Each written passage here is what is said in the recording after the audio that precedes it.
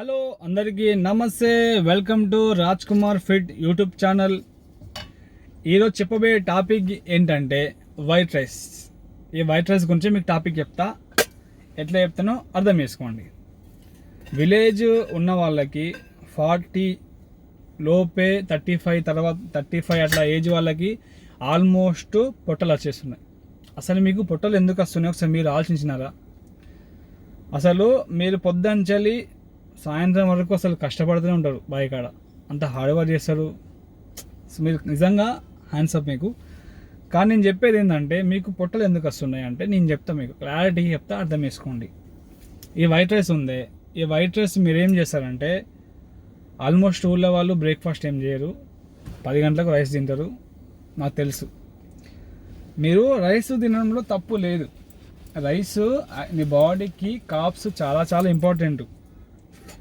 కానీ తప్పు నా చికెన్ కర్రీ తప్పు ఏడవుతుందంటే, మీరు తినే పొద్దున్న రైసు మళ్ళీ మధ్యాహ్నం రైసు మీరు ఆల్మోస్ట్ దాన్ని అరిగిస్తారు.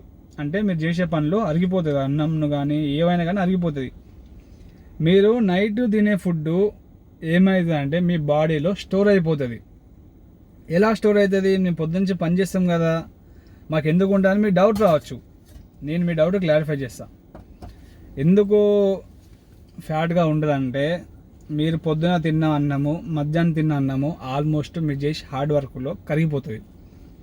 మీరు నైట్ తినే అన్నము మీరు నైట్ ఏం చేస్తారంటే చాలా అన్నం తింటారు, అంటే వైట్ రైస్ చాలా ఎక్కువ తింటారు.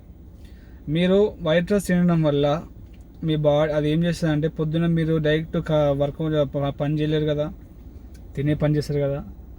ఆ వైట్ రైస్ ఏమవుతా అంటే ఫ్యాట్గా మారి స్టోర్ అయిపోతుంది మీ పొట్ట దగ్గర. మళ్ళీ మీరు పొద్దున అన్నం తింటారు, మళ్ళీ మధ్యాహ్నం తింటారు. మీరు మొత్తం 3 అయితే నైటు, మార్నింగు, మళ్ళీ మధ్యాహ్నం. దీంట్లో మీరు 2 కరిగిస్తారు, ఇంకోటి కరగది.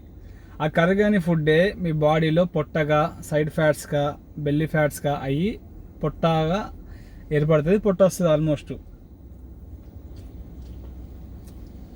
దీనికి సింపుల్ లాజిక్ ఏం లేదండి, మీరు నైట్ తినే ఫుడ్ తగ్గించుకొని కొంచెం ప్రోటీన్ ఫుడ్ యాడ్ చేసుకోండి, మధ్యాహ్నం కానీ పొద్దున కానీ. ప్రోటీన్ ఫుడ్ ఏందబ్బా అని రావచ్చు మీ డౌట్, నేను చెప్తాను.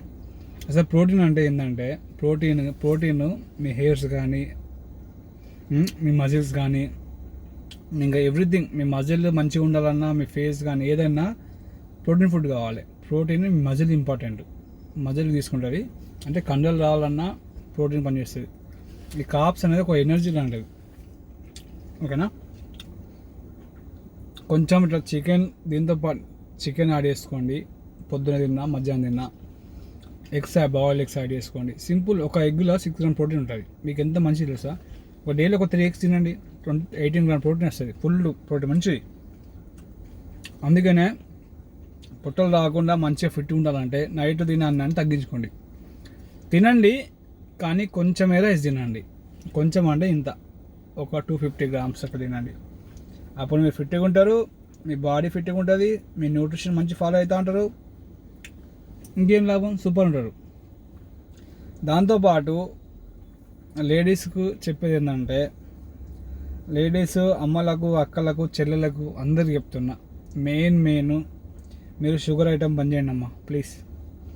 షుగర్ చాలా చాలా డేంజర్. ఛాయ్ తాగండి, ఎందుకు పొద్దు అంత ఛాయ్ తాగుతారు పక్క. ఛాయ్ అంటే తాగిన అనుకో దానికి ఎడిక్ట్ అయిపోతారు. షుగర్స్ సాగు కానీ పెళ్ళికి కానీ ఏదైనా కూడా థమ్స్ అప్ తీసుకురావడం, పోయడం. అసలు దాంట్లో ఎంత షుగర్ ఉంటుందో తెలుసా మీకు?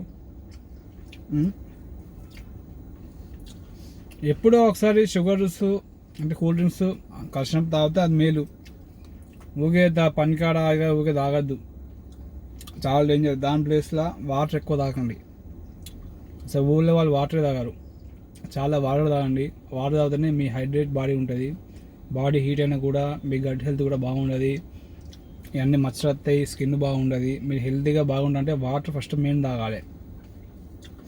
వాటర్ చాలా ఇంపార్టెంట్, డైలీ వాటర్ బాగా తాగాలి.